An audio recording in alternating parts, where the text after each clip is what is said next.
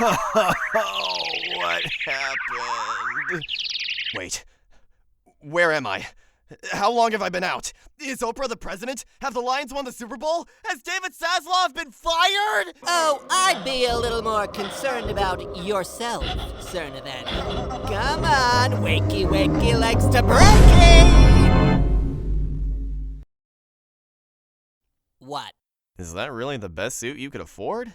Hey, cut me some slack. I'm working on this channel's budget. But I'm into it if you are. I'm not into any of this. Fine, if you're gonna be like that.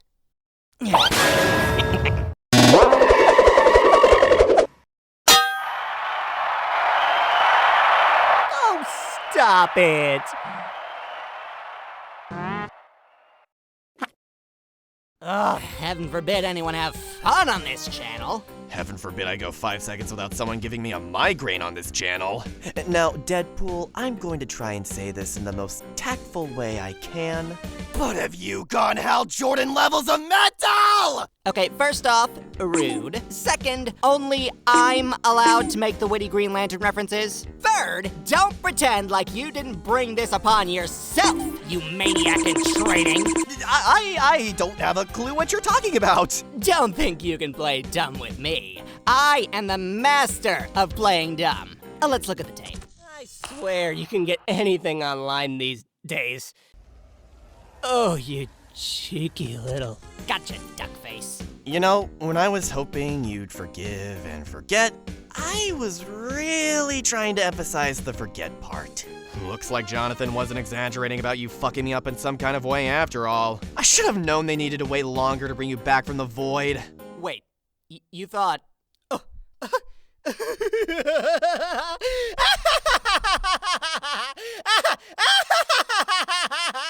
Oh my god! What? What's so funny? Oh, dude, I got out like the next day.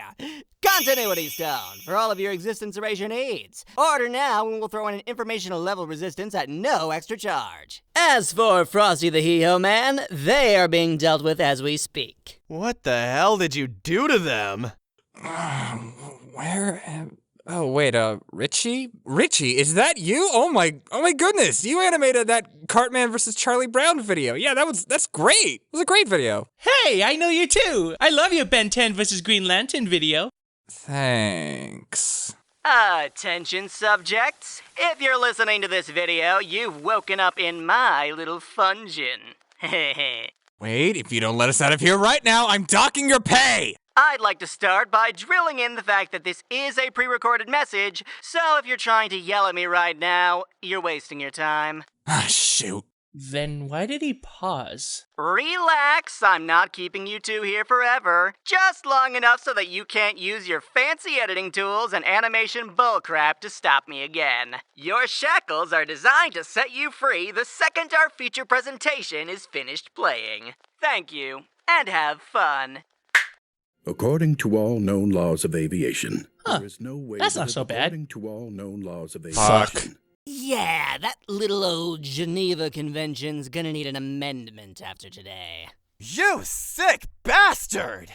Actually, Jonathan is kind of the reason I'm stuck in this mess, so I don't feel that bad for them. You autistic fuck! But did you really have to trap Rytchiee there too? They were just doing their job. Oh, I just wanted to make sure I covered my bases so that no one could interrupt us this time.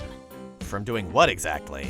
Finishing the trilogy. And the mask finally comes off. So that's what this is about, huh? My god, you'd give Thawne a run for his money when it comes to pettiness. You know, I was considering letting the whole Thanos thing go. The experience was weirdly euphoric. But the fact that you had the gall to hand-wave my third episode like some kind of Beast versus Goliath? Who's the real petty one here? But the law! My city banned that episode's listing number, remember? Oh, don't give me that old gag. We all know if they were going to ban any number, it'd be 14.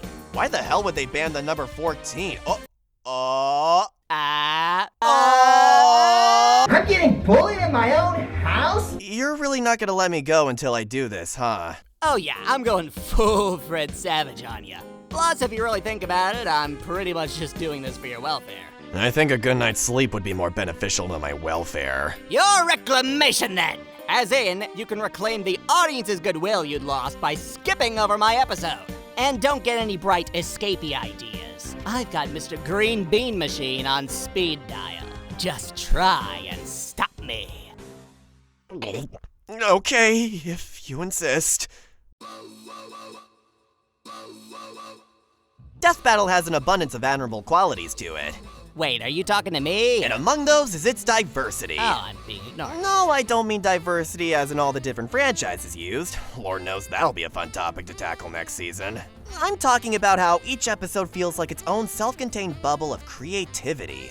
Unlike most shows that are bound to a basic format and structure, every Death Battle episode has something to separate itself from the others. With so many unique characters that have different backgrounds, animation quirks, fighting styles, and story tropes, no two fights are supposed to feel the same. So whenever Boomstick proclaims next time on Death Battle, thank you Indiera for bringing it back, we get excited because there's no telling what we're gonna get. It could be focused on emotion, thematic richness, slapstick, pure hype and aura, scale, and so on and so forth. But of all the episode tropes we've gotten, there's one that remains the most polarizing in the whole community. And that is the joke episode. Hey, what are you doing? Stop that! You know what I'm talking about. Most seasons have at least one, emphasis on most. Yes, I know Black Panther vs. Batman is treated like a joke by the community, but that doesn't count. There's plenty of debate surrounding what actually constitutes a joke episode. So, for all intents and purposes, I'd like to give my own definition. A joke episode is not the same as a comedic one necessarily. Fights like Hercule vs. Dan and Wario vs. King Dedede can still be taken seriously from a debate perspective, despite using characters that are deemed unserious in the context of their stories and focusing more on humor. Even using characters that aren't necessarily designed for combat isn't enough on its own for me to deem it a joke episode. Despite both using My Little Pony, Deadpool vs. Pinkie Pie and Raven vs. Twilight Sparkle were clearly going for two different tones. And even though Eggman vs. Wily has an unorthodox ending, I wouldn't count that one either, as that's how they legitimately thought the battle would end. Doesn't make it less of an ass pull, but still, I'm talking about the ones that are so out there, so absurd on paper, that simply hearing the name by itself would make anyone even outside the Versus community raise an eyebrow.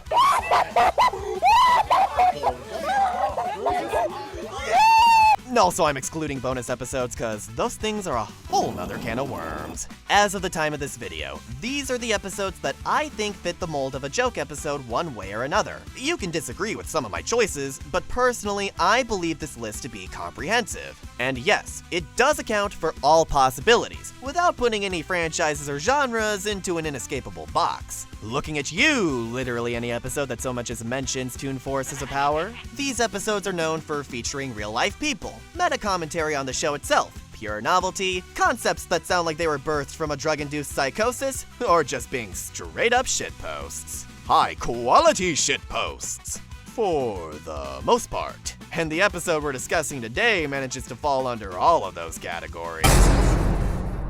Wait. How does it fall into the first one? I'm talking to you right now, aren't I? What, like you haven't talked to imaginary people before? Watch it, bub. I write, voice act, and edit you now. I'm realer than you are. There is no therapist alive that could figure out what's wrong with me. Out of all the joke episodes I've mentioned, Deadpool vs. Mask is by far the most loved or hated of the bunch. And it's not like this subcategory has that great of a reputation itself. There's hardly ever any in-between when talking about this episode. And as I discuss it, I think we'll slowly begin to understand more and more why that is. Are we really doing this? We're really doing this.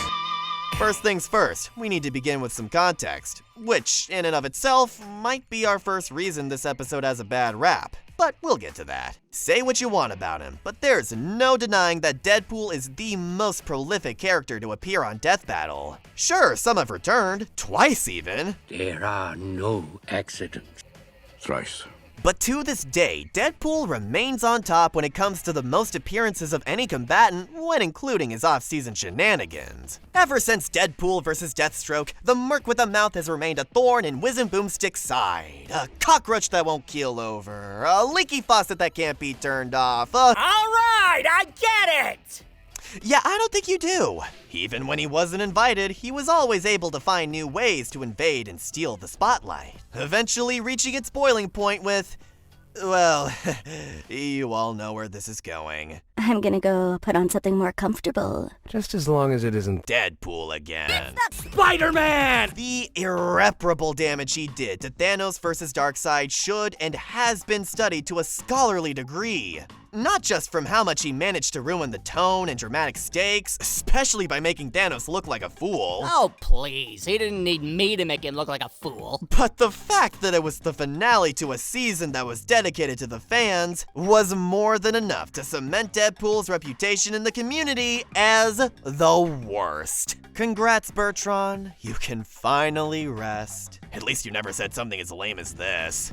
So you watching any Japanese animes? Oh, what the fuck you talking about? I know I'm gonna regret asking this, but what anime was she watching? Well, we started with Death Note, but she just said that looked like a lot of paperwork, and Ryuk reminded her of her ex. So we moved on to Undead Unluck for that sexy zombie fella. Fun fact, death in that series is just as hot. Does not smell as nice, though. He even wormed his way into episodes he had no earthly business being a part of. It got out of control. But now that I have hindsight on my side, this direction is low-key brilliant. It's like the showrunners saw how hated Deadpool was in the finale, and instead of reining him in, they decided to double down and capitalize on this growing resentment to form a narrative within the show's canon. The beauty of Death Battle is that continuity isn't important to the experience. Sure, we might get references to past calculations or running jokes, but for the most part, each episode is self-contained. But Deadpool vs. Mask is one of the only times where you have to be aware of previous episodes to fully understand what the hell's happening. You have to be aware of Deadpool's history on the show to understand why he's fighting Mask of all characters. His shenanigans had simply gotten so unbearable that Wiz and Boomstick needed a surefire L for Deadpool to end their suffering once and for all. And it's understandable because a lot of us were right there with our hosts. Mask is a perfect opponent for other reasons, but we'll get to those soon enough. While this admittedly makes some episodes retroactively worse, I don't think all of his appearances were that bad. Hell, not counting his own episodes, he only quote-unquote ruined 2 episodes total. Maybe if his Thanos segment cameo was more short and to the point like in Ghost Rider vs. Lobo, it would have been more tolerated in the moment, but Wiz's instinctual reaction of punching the screen makes sense because of how annoying and drawn out that cameo was. Wiz is essentially just like us for real. Please don't take that out of context! It's a double-edged sword, I realize, using this much continuity and making other episodes suffer, but like I said, it was only a couple. And as we'll see in later seasons, there are much more agonizing ways for this show to handle storylines. I'm dead! He's dead! I want to take the limelight now! Did somebody say life? Without the build-up to Deadpool vs. Mask, the setup wouldn't be nearly as justified, and the writing wouldn't have had as much payoff, leading to what I posit is possibly one of the funniest analysis segments this show has had. Wait a minute!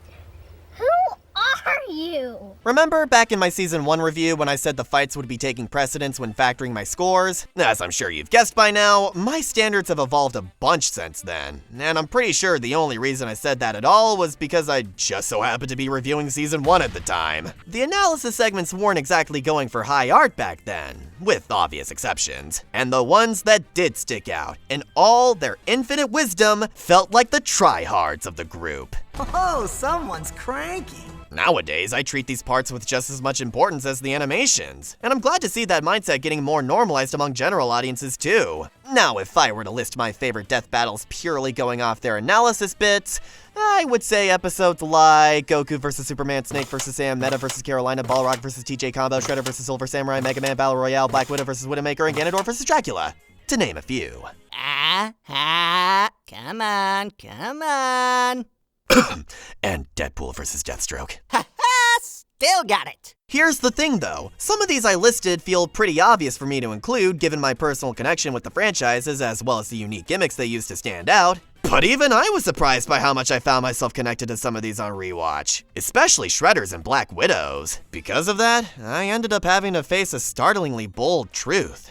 I've been taking the analysis portions for granted. For a really long time, too. Without the analysis segments, it takes away a vital piece of the puzzle in getting us invested in these fights. It would be like going to a concert with no opening act that goes right to the encore. Every time they make a Dragon Ball Z, niggas lose to some bullshit. At the time, I needed a loud, almost flamboyant wake-up call to make me stop and smell the roses for a change. What I ended up getting, as I'm sure you've been able to surmise by now, was this episode. Where am I? Even the way it was advertised practically screamed, "Remember me!"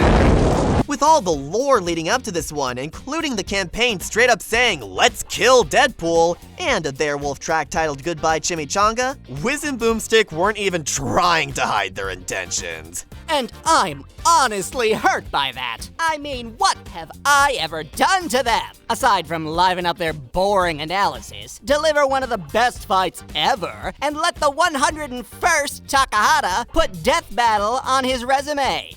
You literally slept with Boomstick's mom. And I do it again! And just in case you're one of those people who skips the next time, our hosts make their plan clear as early as the opening logos. You sure this is gonna work? This'll shut him up for good? Trust me, it's the perfect plan. Okay then, let's get started. Sometimes shows will interrupt their intro just for the sake of a gag or a cool story moment, but here it does a great job of preparing us for the insanity that is Deadpool vs. Mask. As is customary, Wiz and Boomstick introduce our combatants. But in order for their plan to work, they need to ensure Deadpool's presence. Their solution? Such as Deadpool, Marvel's merc with a micropenis. And the Mask, a total Chad who just oozes big dick energy. Funnily enough, I was gonna be there no matter what. All they really accomplished in that moment was poking the caged tiger. Only Death Battle without the battle is allowed to poke me. And whoever/whatever else the writers decide is my love interest that week. Gross. It doesn't take a poultry scientist to figure out that Liam Swan got his fingerprints all over this one. Whether it's being proficient in them or unintentionally inventing his own, the man may as well be a meme connoisseur. Check, please. Considering this fight is shitpost the episode, I can't think of anyone else more fitting to write this one. And he does a great job carrying on that biting, sarcastic style of dialogue Nick was so proficient with in Deadpool vs. Deathstroke. And speaking of past appearances... Didn't we just see this before? No, that's a different one. Okay. Deadpool may be frighteningly prolific, but he's not the only character to have appeared more than once. Here is where returning fighters run into a bit of a trap. Despite how my reviews for their episodes may indicate otherwise, on paper, I have no issue with giving characters like Wonder Woman and Captain Marvel a second chance. The problem is when they come back way too soon, thereby not having that much to add to the conversation we hadn't already discussed. It's nothing! Remember Goku vs. Superman 2? Not even a few months after that episode came out, and now we've got Goku causing universe-scaling shockwaves and contending with literal time vampires. And then you have situations where the characters are treated more like practice fodder. I mean, how do you use the same character 4 times across 9 years and come up with a new angle every time? Because you're Batman. Because I'm Batman! Now, they have gotten a lot better in recent years when it comes to choosing which fighters are in need of a new episode. Whether it be having a new perspective to approach them at, fixing up outdated research, tackling a more popular alt that lets them focus on new aspects of the returner, or being Deku and Omni-Man. As for returning combatants we've covered so far, I've already gone into why Charizard was the gold standard at the time, and since then we've gotten 2 other examples I deem just as ideal: Ryu and Ganondorf. Not only had plenty of time passed, but thanks to the overhaul in rules and formatting over the years, it felt like we were getting to see these characters in a completely new light. I mean, it also helped that we literally got to see them in a new light thanks to the different animation styles, but it also helped that there was plenty of room to improve upon from their previous outings, at least in terms of research and story presentation. Okay, that last point was a little more targeted at Mr. Rough Course and irritating, but you get what I mean. When it comes to Ryu, who's gonna complain about their favorite character being attached to 2 masterpieces? And nobody deserves to be trapped in infamous, or God forbid, mid-episodes for the rest of their lives. In a word, redemption. As for Deadpool, the kind of redemption he needed is something I'll get into later, but as far as I know, he didn't really get that much new stuff to talk about during each of his episode interims. And no, the movies don't count. Hell, even the continuity stone was brought up as early as 2014. That being said, each of his episodes still found a way to remain distinct from one another by getting a bit more, let's say, creative. Deadpool vs. Deathstroke. Being his first appearance on the show, things are played straight for the most part. It just so happens to have the novelty of a third party invading for the first time in the show's history. But not to the extent that I would consider it an actual joke episode. Deadpool vs. Pinkie Pie. They straight up admit that the only new thing he'd gotten was his recent film. For educational purposes, of course. And so, they choose to turn up the tomfuckery levels by focusing more on his zany meta side as opposed to just combat skills, leading to mixed results. Deadpool vs. Mask. Where do I begin? Wait a second. The ropes are gone. I'm free! I'm free! Oh yeah, the ropes only go away when you're in TED Talk mode. Perks of the YouTuber gig. I fucking hate this website. Remember how I said respect is one of the calling cards of a good death battle analysis? Well, they basically take that idea and smash it with a flaming semi-truck to the face. Forget about his fighting skills or his tendency to break the rules. This time, it's personal for our hosts. You thought Mr. Satan and Dana Beaky had it bad. Well, at least they didn't have an entire visual gag dedicated to showing off how dumb they are on a mathematically fundamental level. This segment is all about the comedy, first and foremost. And in a strange way, it kinda gives me a newfound respect for his last analysis segment. Now, don't get me wrong, I still stand by my points about how painfully cringe the dialogue was, but I can at least understand why they'd dedicate an entire minute to Deadpool practicing his tight 5. The crew needed a unique hook to hide how little there was left to talk about. And while obviously it didn't work for me, this segment manages to improve upon that foundation by not just analyzing Deadpool, but also exploring his history on the show, the internet, and, more importantly, his relationship with our hosts. Here we can see him running, much like typical human beings run. And the average male running speed is about 9.4 kilometers per hour. Hey, I was out running a goddamn airplane. Do you know how fast airplanes are? Jesus H. Christ almighty. Do some research for once, you frauds. They're allowed to banter again, thank the stars! And instead of just groaning at his shenanigans, they're able to throw in their own pot shots too, culminating into legendary bits like when they go over his feats only to intentionally downplay him. Seeing Deadpool get more and more frustrated as Wiz and Boomstick maintain their cheeky smiles is really cathartic, especially after his last invasions. Thanos just couldn't run the gauntlet! Oh, you son of a bitch! They stole it from me, Carmine! They took it! That was today! Even then, they still give Deadpool some credit with his actual feats. And it's even better seeing him interact with Wiz and Boomstick in their new hand-drawn iterations. The beauty of comic characters is that they can fit in basically any medium without feeling out of place, which is why we don't bat an eye whenever Deadpool goes from motion capture to sprites to rubber hose to camp. It also helps each of his episodes feel more unique than they already were. Obviously, I'll focus more on the animation later, but for now, at the risk of sounding hypocritical, I just want to say that when compared to the PNGs from before, the fluid hand-drawn style adds a lot to the overall experience. Most of these jokes straight up would not work without Deadpool's hammy character acting. And to anyone who thought they were being clever with all those light bulb comments, you wish you had a physique like mine. Curves for days. I'm just surprised how positive you've been so far. Sure you don't have any complaints you've been hiding? Literally, anything. Well, I suppose the extremely minimal use of Deadpool 2 footage is kinda surprising, especially after how much of the first film was shown off in your previous episode. And speaking of that film, both of the clips played here felt super out of place and pace-breaking. Not to mention DJ Miller, who can genuinely go fuck himself. We all figured that not even acknowledging him for a joke in my third movie would do more psychic damage than any possible insult. But other than that, this is an incredibly solid analysis by returning comic book character standards, and leaps and bounds above your second analysis for the simple fact that it has actual focus this time, and doesn't get sidetracked by painfully unfunny bits. Curtis is in top form, giving a significantly more nuanced performance compared to previous episodes. We get a little character study on why Deadpool is able to break the fourth wall the way he does, something we hadn't really explored in his previous outings. I like how Wiz's good riddance lines up perfectly with Deadpool's salute from his first episode, and overall, it was a good mix of actual research versus joke episode shenanigans, which, again, is something that only works when you've used a character like yourself so many times before. I genuinely appreciate how out of the box they got with the presentation in order to avoid fatigue.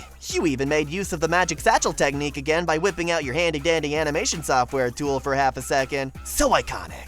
Call me the third coming, baby girl. I'll erase that smug look off anybody's face. Speaking of smug scenery jewelry, let's see what you have to say about my opponent's analysis. Mask! So are we just gonna gloss over the Hitler cameo? Is that what we're doing? Pretty much. I'm sorry, that's a new one. No shot I'm letting you worm out of this with a demonetized special.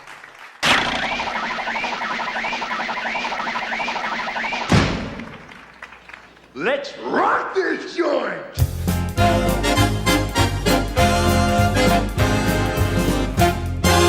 Mask's analysis segment is pretty good, and manages to be entertaining in spite of the obvious hurdle of not really having a character to analyze technically. Considering Mask's number of genre switches that would make even Ash Williams blush, it was a lot of fun seeing the hilarious Jim Carrey shenanigans clash with the hyper-realistic depictions of violence with heads that zoom towards the camera and start screaming with bloodshot eyes.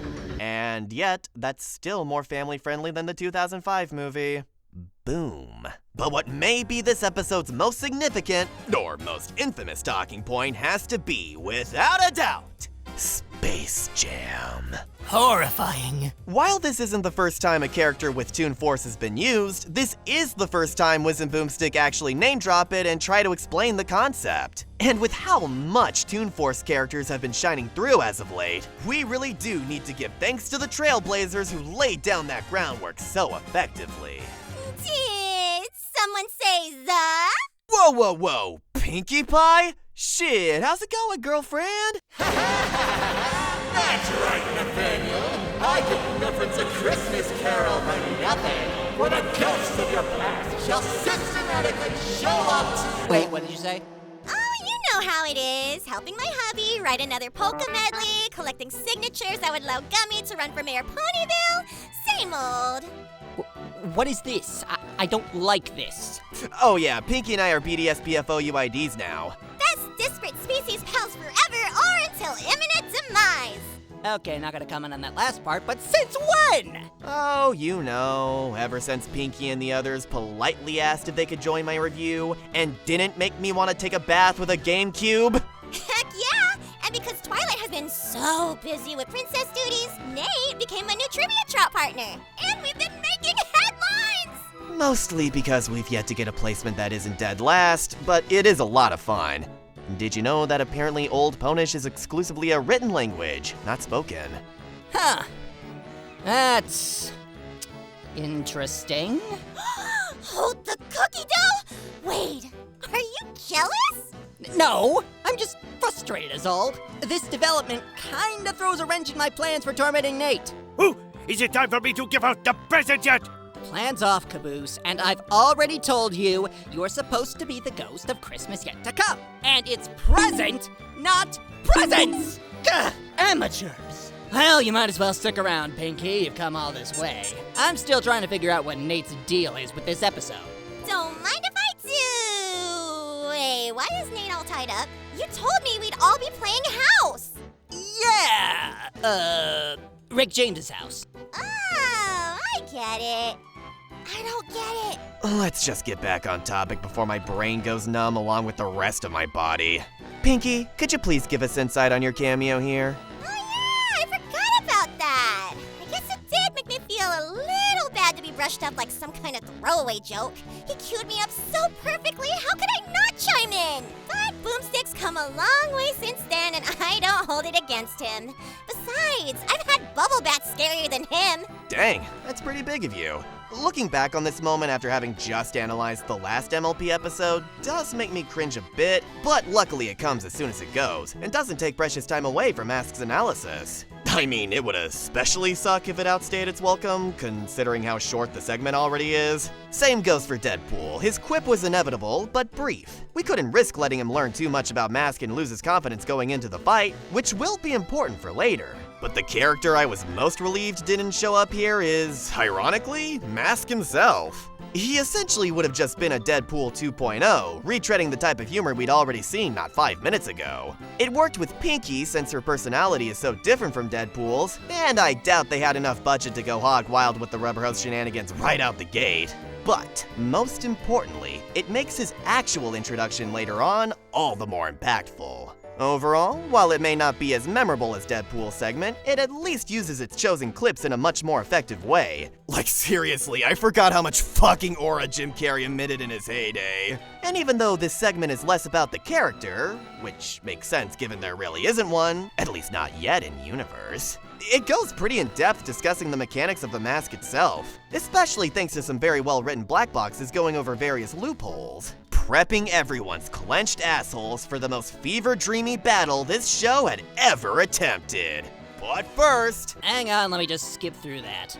Oh, thanks, man. Yeah, no biggie. You need to go to the bathroom or something, Cotton Candy Breath? Oh, nothing. Just couldn't help but notice how good you two are at coexisting. I can see it now. Name Wade, 100 Moons, Best Friend Hall of Famers.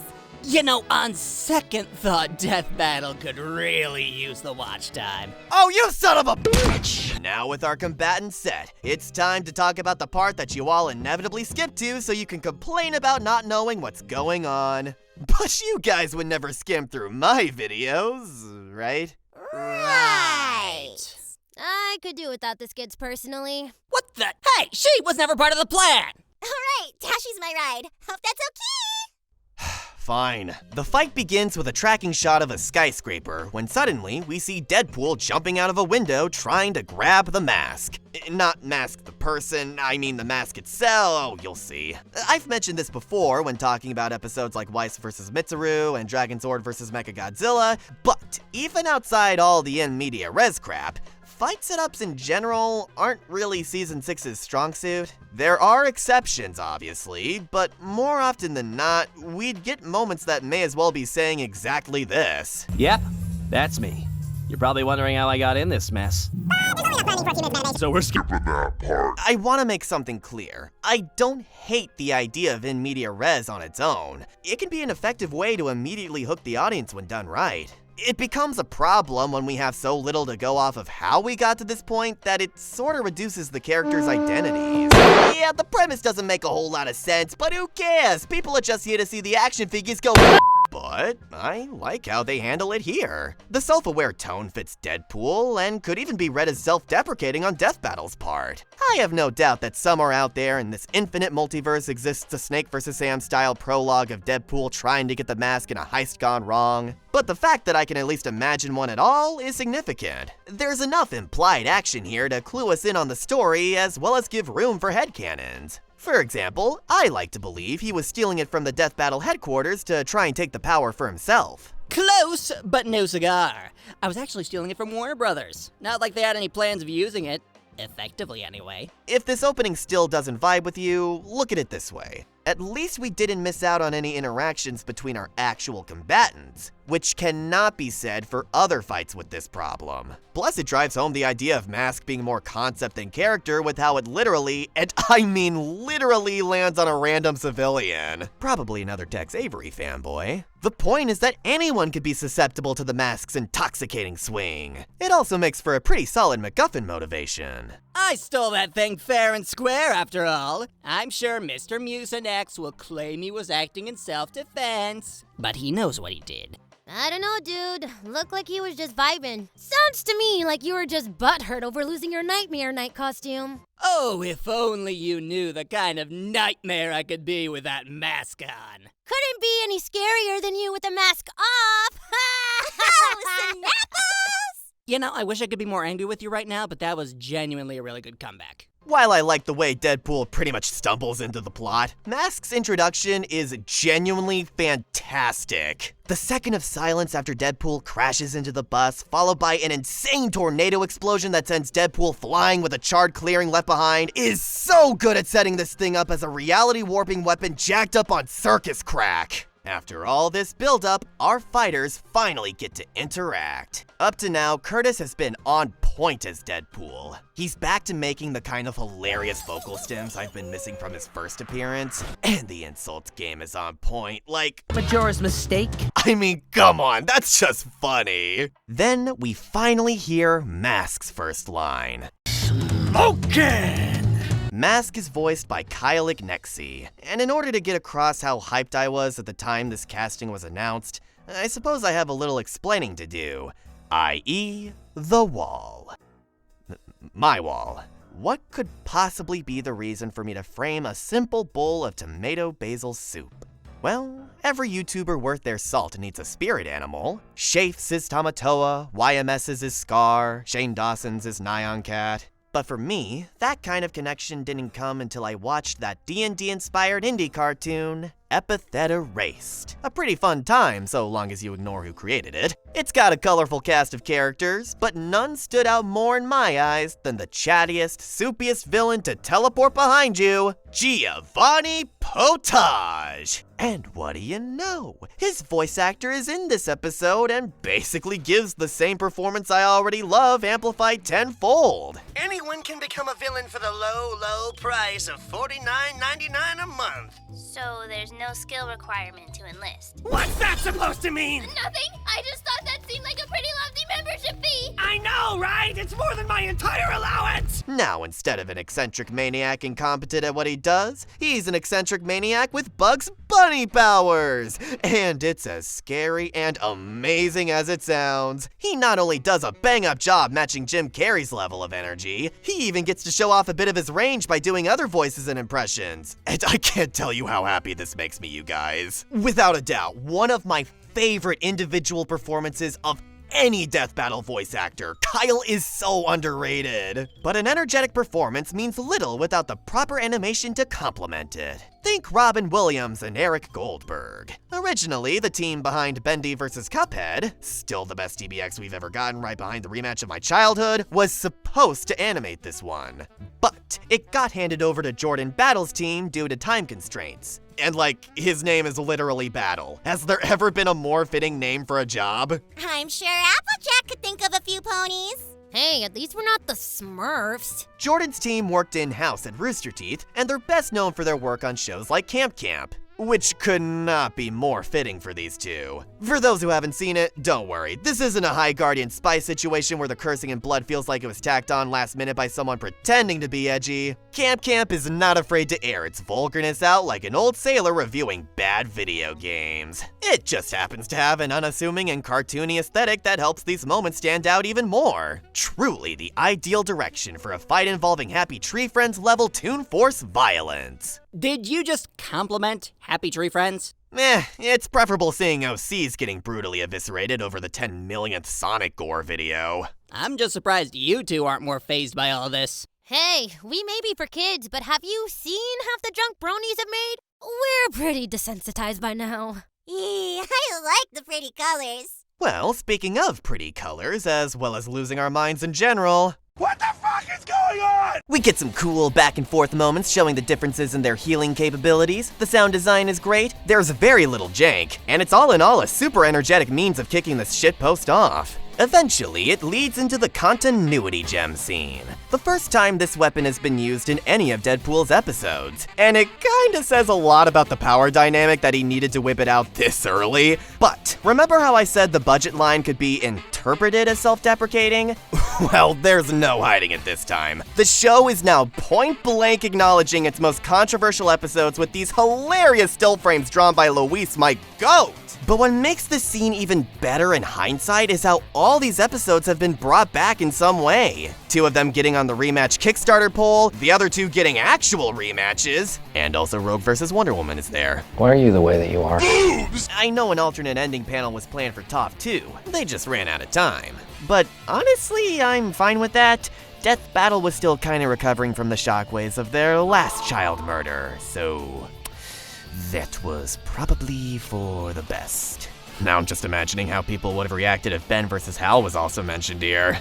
I don't doubt they would have had enough time to include it theoretically, but again, probably for the best they hadn't poked that bear so soon. Reality includes time. Time, huh? Thanks for the time, huh? Thanks for the Hal hadn't even uploaded his interpretive dance apology video yet. Believe it or not, we haven't even gotten to the most divisive part of this episode yet. After the budget gets used up to the point where all that's left are the storyboards, we get a 35-second montage of live-action segments where the 2 try to raise the money needed for the animation. Kinda like that one Chowder episode that really confused me as a kid. And you guys told me there wouldn't be an Ismahawk episode this season. Now, I get the criticisms. This entire part kind of grinds the fight to a screeching halt and is essentially a Nostalgia Critic sketch. Not so fast, dumb.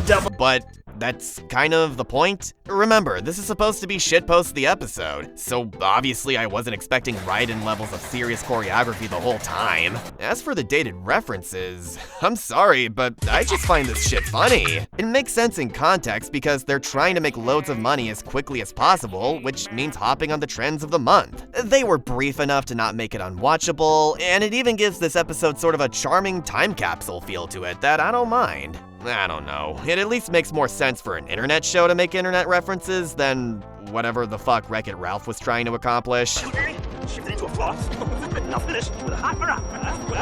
And as for the costume design, again, what were you expecting? It adds to the homemade charm, and the body actors bring a lot of personality to the table. Very nice job, Sam and Kyle.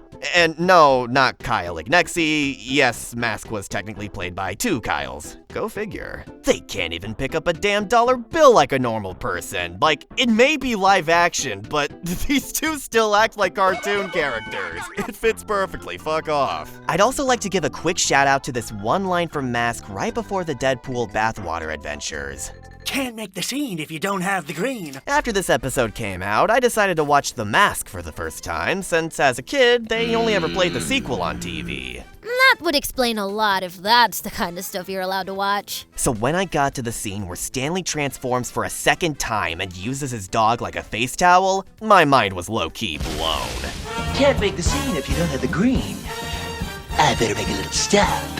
I had no idea this line was a reference all along, which makes it the best kind of reference line. It's the exact same wording, but through context and tone, they were able to completely change the meaning of the line in an easily believable way. Plus, I'd hardly consider it an iconic quote, which makes it feel even less like a shoehorned reference moment. Fucking bravo, Liam. Also, shout out to Joshua Kazemi as Peter B, that's just a funny casting decision. As well as Austin, who's gone from getting mugged by Mask to owning a fourth of the show. Talk about vertical movement. After collecting the last of the money they needed, we thunder transition into a Western shootout of all things. We still haven't gotten McCree versus— Ahem. Sorry, Cassidy versus Aaron Black or any other Western-themed matchup, but if we do, it's gonna have a hard time topping this scene. It's a genuinely intense moment that's great at slowly drawing us back into the experience after about a minute of literally no action. I do not blame people for not rewatching this fight. Eventually, they draw. Only instead of guns, they both have a continuity gem, to the bewilderment of Deadpool. What? Where'd you get that? Jack! I'm already wearing it! Mask's explanation may be brief, but it is soaked in aura, essentially saying, I am the hype! And leads to the single most important frame of the episode that ties together everything we've been talking about up to now.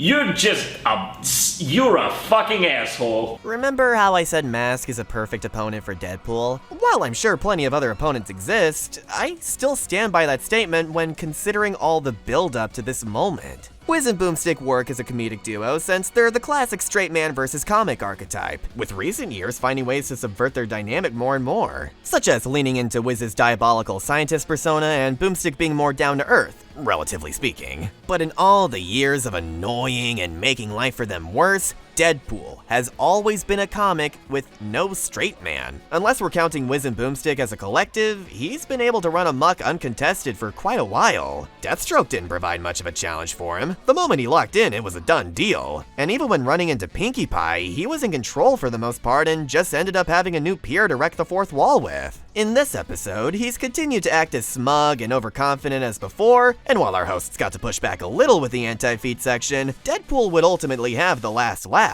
Enter Mask. We start with Deadpool facing down the barrel of Toon Force powers, the likes of which he hadn't seen. Sure, there's Pinkie, but her abilities are obviously a lot more passive compared to Mask's. Then when he seems to get the upper hand, Mask just laughs it off and quips, which makes Deadpool visibly frustrated, followed by a brutal sucker punch barrage not even the camera can handle. Just because Mask is a carefree scrunkly like Pinkie, that does not mean Deadpool is off the hook for initiating things. Mask is one of those characters where you can pretty much write him however you want. After all, his personality is dictated by whoever happens to be wearing the mask in that moment. Here, I like to see Death Battle's interpretation as a pretty chill dude, all things considered. But if you fuck around for even a moment around him, he'll make sure you find out. Mainly what your insides look like as a balloon animal. Whenever they're not fighting, he's just got major doesn't give a fuck theater kid energy. Even being genuinely curious about what the continuity stone does. If he was fighting Frieza, he'd probably let him power up to 100%, not because of overconfidence, but because he just wants to know what it would look like. So yeah, while he's clearly having fun beating up Deadpool, I don't view him as an indiscriminate killing machine. If anything, it almost feels like he wants to test the limits of Deadpool's healing factor, since it clearly surprised him too. Deadpool seems to get the upper hand for a bit by using the continuity gem, but knowing Mask, he's likely just going along with it for fun. Everything he does in this episode is for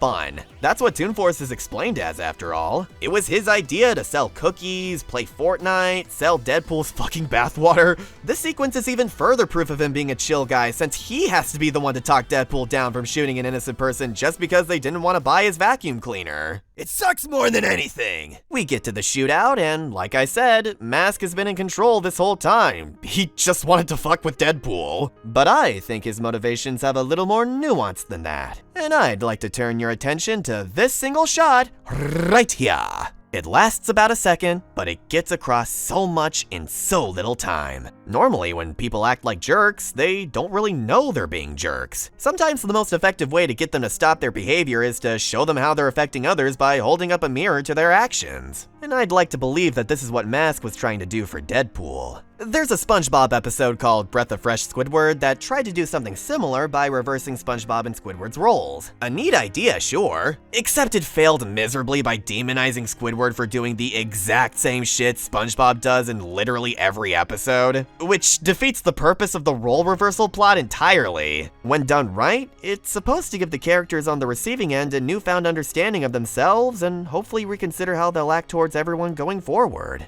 To put it simply, Deadpool was given a Deadpool. That's why this frame is so important. It's essentially Mask screaming, "Hey, dumbass, the whole over-the-top, fourth-wall-breaking, violent Looney Tune character shtick is my thing. Stop acting like your game from 2013 is canon." Say what you want about the live-action movies, but I think it's safe to say that they get Deadpool as a character for the most part by including scenes that take him somewhat seriously. This moment reads as an appropriate wake-up call, leading into the musical number, My Reality.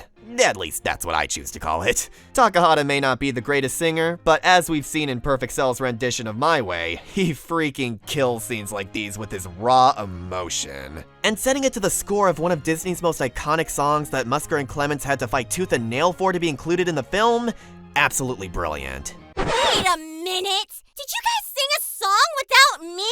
Speaking of music, this seems like a good time to talk about Goodbye Chimichanga. I've kinda been forced to put it off up until now given its dynamic nature, sort of pioneering Aaron's genre of music that makes no goddamn sense without the episode in mind. I can't judge it as a conventional song, it's more like a score, which has its own unique strengths when it comes to elevating the story. So let's go part by part. Mask's introduction, easily my favorite bit. Aaron's been getting a lot more jazzy with his tracks, especially when looking at the commissions, and I like to consider this particular section the granddaddy of them all. There's no better way to introduce Mr. Bighead. I'd love to hear an extended version. And I don't mean taking the 30 seconds that already exists and just putting it on loop, you dweebs. Messing with continuity. Does a good job selling the weapon's absurd power with the sweeping piano scales, and I especially like how high the brass gets. Raising the money. Feels like something you would hear in a how-to basic video. Super upbeat and whimsical, right before plunging into chaos. The standoff. The Tough as Nails guitars fit that spaghetti western genre they were homaging perfectly. I wouldn't be surprised if it took a little inspo from Red vs. Blue with how intense the chords get. Excellent sense of atmosphere, and oh man, that percussion. I see you over in the corner going off on them bongos. My reality. Pretty much royalty-free part of your world, but is still nice to listen to. And we haven't even gotten to the finale yet. Yay! Isn't this exciting? Are you excited? Because I'm excited. I've never been so excited. I mean, you must be excited because you haven't said anything mean for a surprisingly long time. Yeah, I was honestly wondering about that. Everything good? Huh? Oh, no, I was just... I've got a lot on my mind right now. Look, can we just finish this thing already? Yeah, enough of this boring art house stuff. I'm ready to see some action. Show me what you got, man! What the hell? You can't take the win like you take different culture. At this point, Deadpool has pretty much accepted his fate, and like a true badass decided he might as well go down swinging the old-fashioned way. Commando style. The following sequence is something both fans and detractors can agree is pretty goddamn awesome. Deadpool and Mask duke it out with swords and chainsaws next to the backdrop of a thunderstorm with everything set to the beat of a legally distinct Cuban Pete. With each of their clashes timed perfectly to the tune of the song and even the storm. The first part of Goodbye Chimichanga may be my favorite to listen to, but no other section was as well implemented as this homage to arguably the most iconic scene of the OG film. What better way to close out one of the most bonkers battles we've ever had? And it makes sense for it to be blaring full force here, given its Mask's unofficial theme. That also happens to be what Yang vs. Tifa does, but I don't want to risk accidentally complimenting that episode. As fun as the fighting is both here and at the beginning, there's a pretty obvious reason they couldn't do this the whole time. You could summarize their dynamic as a guy who turned cheats on versus the fucking admin. Mask takes all of Deadpool's attacks and says, "No you," decimates him with a move that combines Denji and Crash Bandicoot, and pulls out an atomic bomb from his pocket for good measure. Why? How? Because he's just that guy. And also to parallel that one panel where Deadpool was turned to ash to demonstrate how he isn't cursed to not die anymore. Speaking of parallelism, did you catch how this head flying shot is a direct callback to earlier in the fight? Funny how this kind of reversal imagery would happen to a character Curtis voices again 2 years later. Even as a head, he still has plenty of sass. Just look at how done he is in his final moments. I love how much this sunbathing shot has packed in. He's using a fan that isn't plugged in, a reflector to bask in the nuclear fallout, and that hat that floated off earlier in the fight nails the perfect timing by plopping back onto his greasy latex dome. So many callbacks, oh my god! Aura farming at its looniest. Just goes to show that if this had played out like a normal fight from the get-go, it'd realistically be shorter than a 1-minute melee. Forget the stat gap, this is my back in action parallel from Nightwing vs. Daredevil all over again. He just couldn't keep up. I'd still argue this Mask would be a fun guy to hang out with. He just likes to make sure the lessons he teaches aren't forgotten, which will be important later. Definitely one of my favorite deaths with how unnecessarily over the top it is. I think even Thor would tell this guy to calm down. And for the first time in the episode, Mask addresses the audience directly with an ominous message. Who's next? High-key, we need this bastard back on the show. If anything, just so we can hear Kyle's performance again. But also, it'd be a good opportunity to, you know, actually cover the Dark Horse story and not just show random frames from it. I still like his analysis, there's just room to grow is all. I'm down for anyone. You could give him Beetlejuice, Freakazoid, Rocky Dennis. You know, it's not often I have to dedicate a whole section to these things. That's usually a good sign. But I'm not here to talk about if they were right or wrong. That's not the point. that was never really the point of this episode. I mean, to be fair, some folks have argued that using the Lobo comics is unfair because it's a crossover, but if anything, that kinda just adds to this episode's narrative of our host setting Deadpool up for failure. I mean, I guess he got the continuity stone, I've heard that's pretty fishy too, so it kinda evens out. But my point is that Deadpool is not the only one who goes through a character arc here. They did it. They finally got rid of that no-good walking tumor. But at what cost? The first time watching this, I was half expecting them to miss Deadpool because he made their lives so interesting or whatever, which is generally how these sorts of plots go. We gotta get Deadpool back. What we got instead was far more thematic and poignant. When I was listing the types of Versus episodes we can get earlier, there was one significant type that I left out, and it's the worst kind of them all. I am of course referring to the spite match. A battle created with the sole intent of killing and/or slandering a character simply because the creator hates them or wants to see them lose. Which is just so lame. They're the same kind of people that would play Fall Guys with a speed boost mod. Like, what the fuck are you doing with your life at that point? There's over 8 billion people on the planet. It's not hard to believe that unironic fans exist of the characters you hate. If you want to make a video essay saying my favorite cartoon character is garbage and here's why, then more power to ya. But that's not what Versus videos are for. When you strip back the calculations, the flashy presentation, and even the fight scenes, you get to the core of what these types of videos are really about. Taking the opportunity to celebrate the characters we love, and spite matches spit directly in the face of this idea. Yes, Deadpool vs. Mask is a spite match, technically, but A, the spite is clearly fictional and not coming from Ben, Chad, or anyone else on the crew, and B, it shows exactly why these kinds of fights aren't fun to watch. Not to say Deadpool vs. Mask wasn't fun, obviously. It knew exactly what it was doing, which is why this scene is so poignant. Sure, Deadpool had been pretty damn intrusive, but I mean, hey, he's Deadpool. It's kind of his thing. He could have been more tactful about it, but we expect more out of our hosts. Not for them to throw away their impartiality and risk the integrity of the show. What? Nothing. I was just expecting you to say something like, "Ha! What integrity?" You know? No. Alright. Sheesh! Since when did these nerd videos get so uncomfortable? Wait till the next Star Wars movie comes out.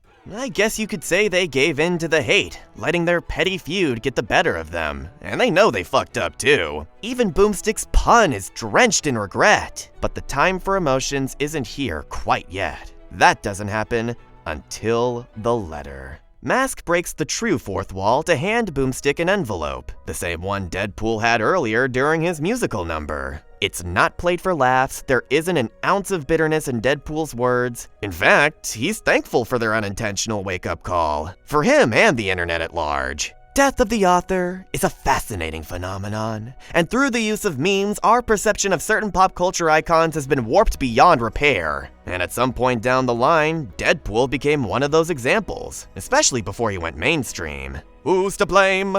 Well, we all are, in a sense. All of the parodies, cosplaying, memes, virtually every time he's been in a video game, have warped our perception of who Deadpool is, who he really is. And the fact that this message is bolstered by a loving tribute to Deadpool's history on the show, the somber McLaughlin ripoff music, and Curtis's straight-faced, heartfelt Canadian delivery is why I get the feels every time.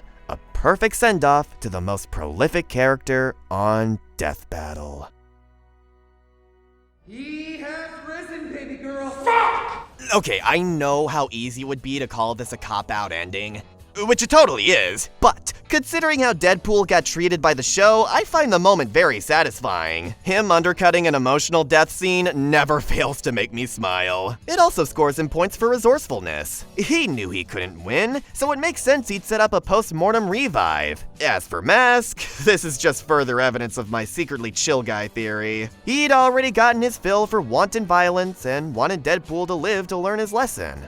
Plus, what better way to troll the guys behind everything? Between this and the ending of Hulk vs. Broly, I get the feeling they were trying to incorporate him into the Death Battle lore as like, the official Hermes of the show to bridge the gap between reality and fiction. It sucks that they kind of forget that idea and never bring it up again, not once. He doesn't even get to appear in the Generational Trauma special disguised as a wrestling episode. Maybe the crew is still drawing straws over who has to animate this bastard. I don't know, like I said, he should probably come back at some point. There are a lot of options out there. Carnage, Dio, Skull Kid. Oh, Deku, that would be thematic, they're both green.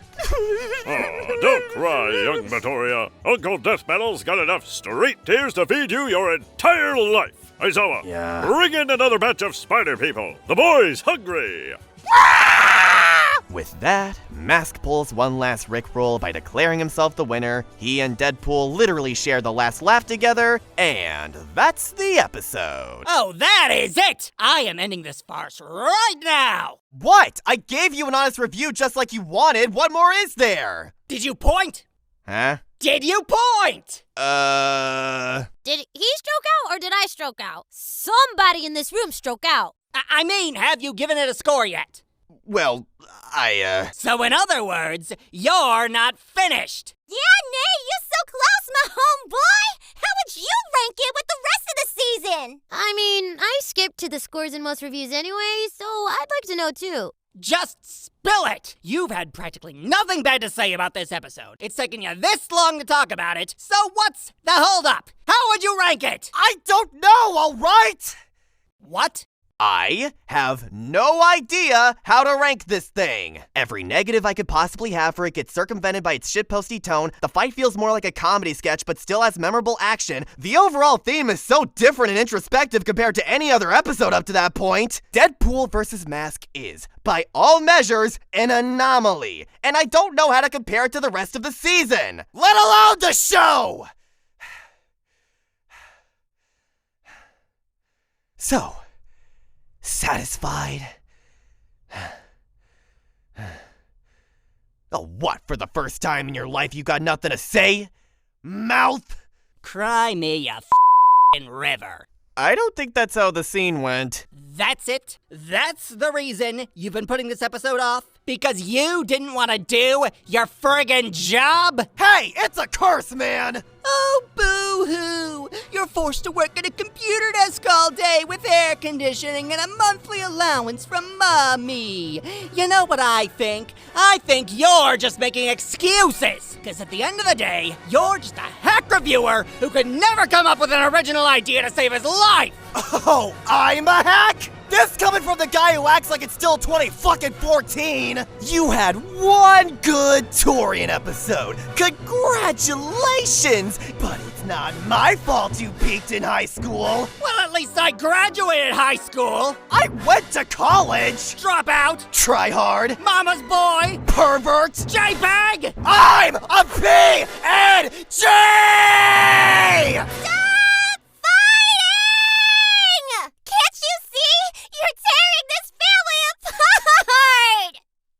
Pinkie, what the hell are you talking about? I'm talking about them! Don't you guys see all this bickering is pointless? You're just like each other for real at the end of the day! That's the real reason I came here, to finally get you two to make amends and become the best friends you were meant to be!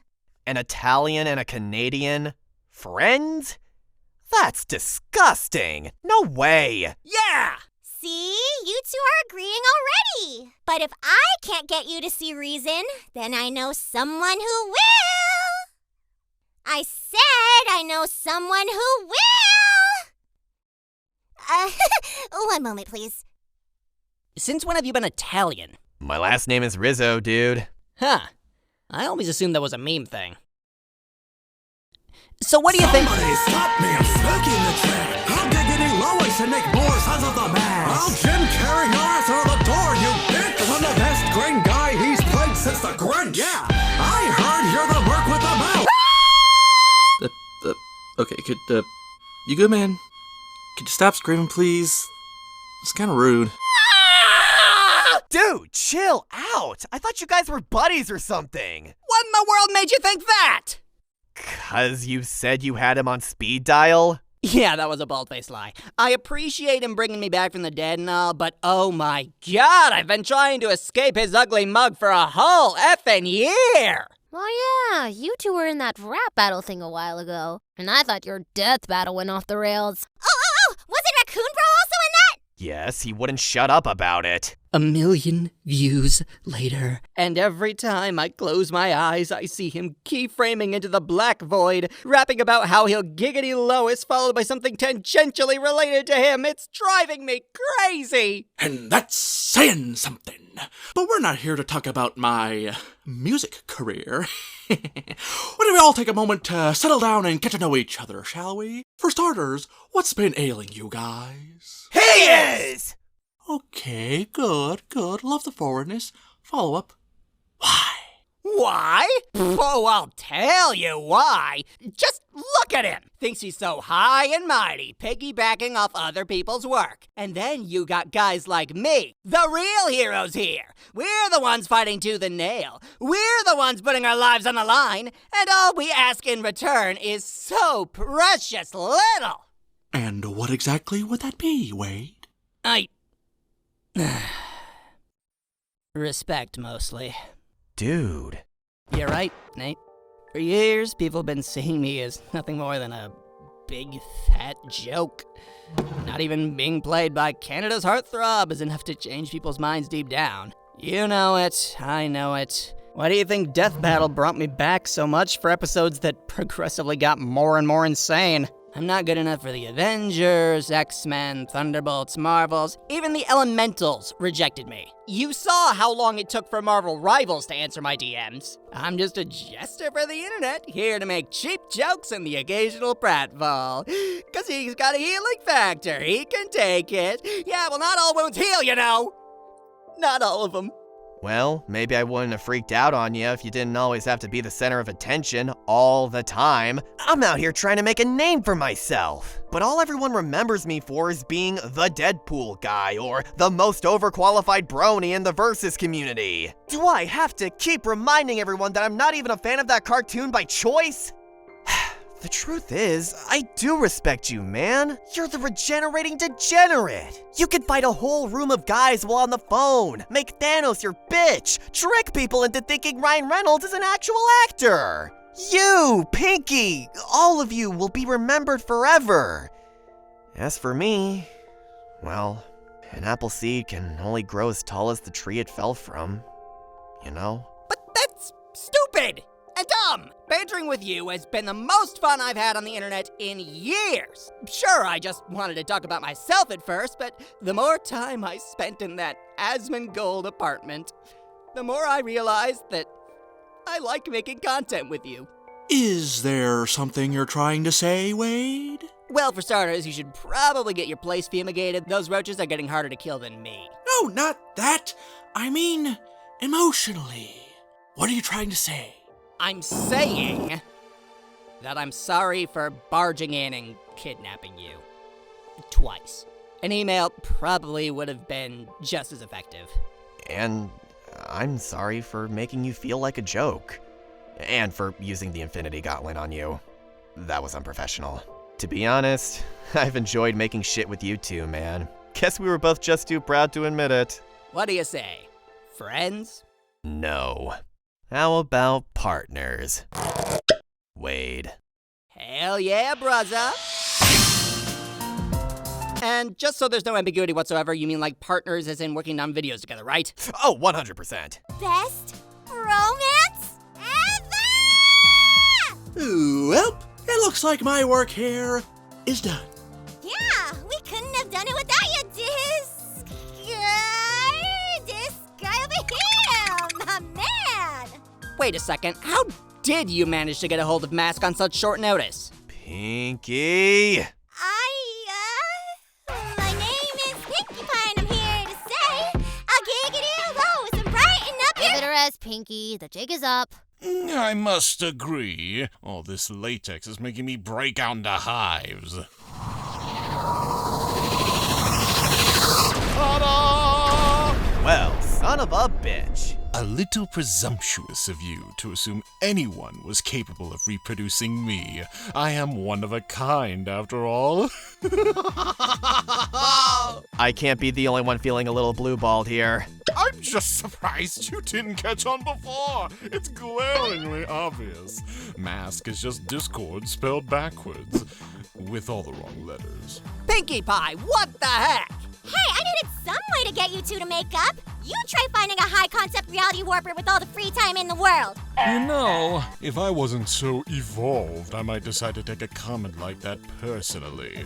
But knowing the kinds of disharmony you two cards will get up to in the future now that your pals is just too good to pass up on. And you thought you could get relationship advice from an ancient plank with holes in it. Yeah, speaking of, where is Mask anyway? No, I'm afraid he's a little under the weather. What, an anvil fall on him or something? Cardiac arrest. Oh. Yes, the wake is next week. I'm sorry for your loss. Oh, don't be. That thing gave us reality warpers a bad name. He made the whole practice look like a comedy routine, when true chaos is a higher dimensional art form. Mother... Anyway, I'm off to make sure the live-action My Little Pony movie casts Aquafina's Rainbow Dash and Kevin Hart as Spike. See you all in Season 10! Toodles! What the? Would somebody stop him? Honestly, Aquafina wouldn't be the worst choice for you. Same, I can totally hear it. Ugh, I liked it better when you two hated each other. Come on, Nate! Why don't you hit us all with the big finish? Don't mind if I do. Wait, how does a mask have a heart attack?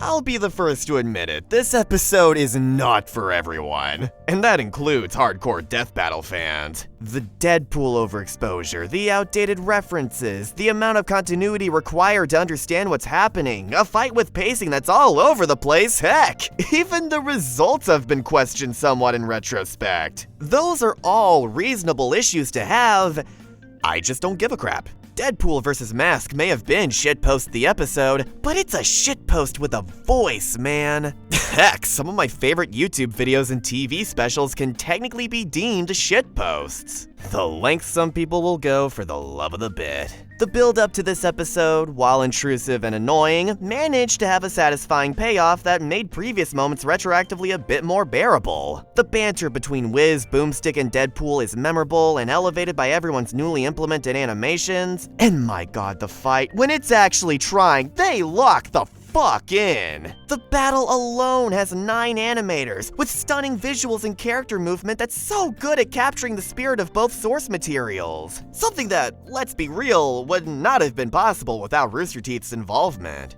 And yet you've also got all these hyper-specific references and inside jokes crammed together with a hand-drawn style that still holds up to Death Battle's best, putting this episode in a weird place of aging like wine and milk at the same time. And what could be more fitting for a Deadpool episode? We got 2 Hall of Fame-worthy performances, balancing fantastic comedic timing and heavy moments. But what makes Deadpool vs. Mask so special to me is that this is one of the few episodes of the show where we get genuine character development. And the themes of respecting fiction and death of the author strike a chord with me. You never really appreciate how good a thing is until you're about to lose it. An idea that Death Battle fans know all too well. Much like other joke episodes I've praised, I think if you meet this episode at its level and acknowledge that it has more to say than just who would win, you'll have a much easier time enjoying, or at least understanding this one. Combine all that with my love for the Golden Age era of cartoons, and you get Deadpool vs. Mask, the messiest masterpiece in Death Battle history. Well, that was fun. We can go home now, right? Not to be that mare, but isn't this review technically a part 2? Part 2? What are you— Oh, fuck! Okay, shit. Forget about the transition. Season 6, 10 words, ready, go! Do you suppose this episode was compensating for something? But can he beat SpongeBob? Maybe! It's not that it's wrong, I just don't care. Time travel is male bovine excrement. Robots and dinosaurs? What's not to love? An episode that will make you wanna smile more. Did somebody say? Weiss, baby, no sold, no sold. Like, come on. This episode's more off-model than Steven Universe. / half joking. The one time where a simulation twist end could have worked. I know, right? Whose balls did I have to fondle? Inflation and vor? What's not to love? You need a high IQ to understand this episode's complexities. Finally, I can prove my ranking system isn't sexist. Well, this city is screwed. Our bad. Mask causes red death. It was all just a dream. Try matching the oppressive aura of just one Drax slap. Aw, you gave my episode an 11. Now, don't let it get to your head or anything. But after everything we've been through today, I've come to realize that it does enough to stand out from the rest of the crowd, which is especially impressive when it's competing with a season like this. At first glance, Season 6 doesn't seem all that innovative compared to Season 5. Heck, there are a few matchups on this lineup that could be considered pretty puzzling. Like, how many people were truly asking for stuff like Weiss vs. Mitsuru and Widow squared? Step on me!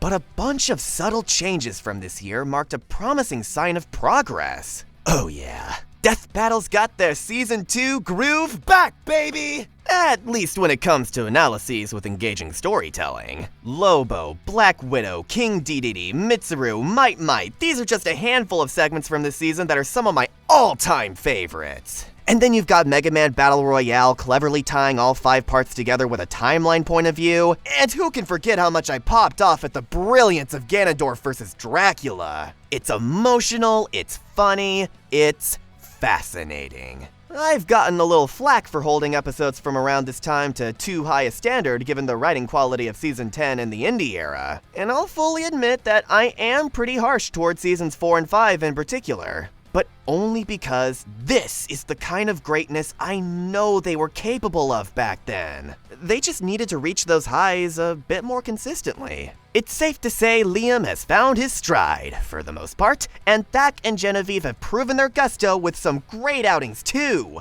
For the most part. Okay, yeah, Yellow Flying Bison in the room. Aang vs. Ed is one of my least favorite episodes. It better thank its lucky arrows I liked the music. And I've even gotten disagreements from mutuals on my other least favorites, like Aquaman vs. Namor and Sasuke vs. Hiei.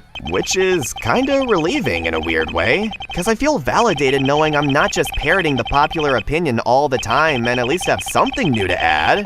And the less said about this show's objectively most controversial episode, the better, probably. Hey, Peter, remember the time? What the fuck did you just say? Nice try, Sundisk. But you're gonna have to do better than that to top this monstrosity of a meme. But damn it, I still like a lot about that episode, particularly the hand-drawn stuff. I kinda forgot how much of that we got this season. Even subtle moments like the chains in Ghost Rider vs. Lobo. And while not all of it has aged as gracefully as Mask's diabolically Chuck Jonesy combat, it goes to show that the crew is still pushing itself to improve and try new things. They brought on a whole new team of SFMians in order to cook even more 3D entrees. The sheer scale of people wanting to contribute to the show at this point compared to how they started off is truly something to admire. Like, seriously, how did I forget all of the musical collabs we got this year? More of that, please. I know I was tough on it, but Season 5 truly walked so that Season 6 could run. But here's the million-dollar question. Is it better than Season 2? Yes! I love Season 2, but fuck that length and inconsistent schedule. I needed this. Plus, this season has the benefit of the cutaway gags, and compared to how flanderized they'd get later on, it was beyond refreshing seeing them used in so many smart ways to tell jokes that wouldn't be possible otherwise. This change is especially noticeable when you compare Deadpool's first and third analysis segments directly presentation-wise. And even beyond the comedy, it served as a great vehicle for furthering Wiz and Boomstick's bond, to the point where I totally buy them as friends outside of office hours, even if they sometimes get off on the wrong foot. With Screw Attack completely rebranded and a groovy as fuck everyone is here style teaser for the next season, Death Battle fans, we are so back. Okay, now are we done with season 6? Yup! That was wonderful-rific! And I guess now that you two dorks are working together, the sky's the limit. Oh, you better believe it! Just wait till you see what I've got planned. Celebrity cameos, even more expensive animation, action beats that'll make the editing team cry. It is gonna be nuts! You think you can scare me? I animated a Link Battle Royale without any prompting or extra payment. You wanna get nuts? Come on! Let's get nuts! Silence, head voice! You know, we could use that continuity gem of yours to make this channel really blow up. No can do, Nate wants to death battle. I've abused this thing for long enough. And it's about time I gave it to someone a bit more responsible. Nice character arc. Maybe someone like Jonathan will know what to do with it. Hey, not a bad shout. They do have a knack for that sort of— Oh my god, I forgot about them and Rytchiee! Listen, everyone. This runway is covered with the last pollen from the last flowers available anywhere on Earth. That means this is our last chance. We're the only ones who make honey, pollinate flowers, and dress like this. If we're going to survive as a species, this is our moment. So what do you all say? Are we going to be bees? We're just Museum of Natural History keychains. We're bees! According to all known laws of aviation, there's no way that a bee should be able to fly. Its wings are too small to get its fat little body off the ground.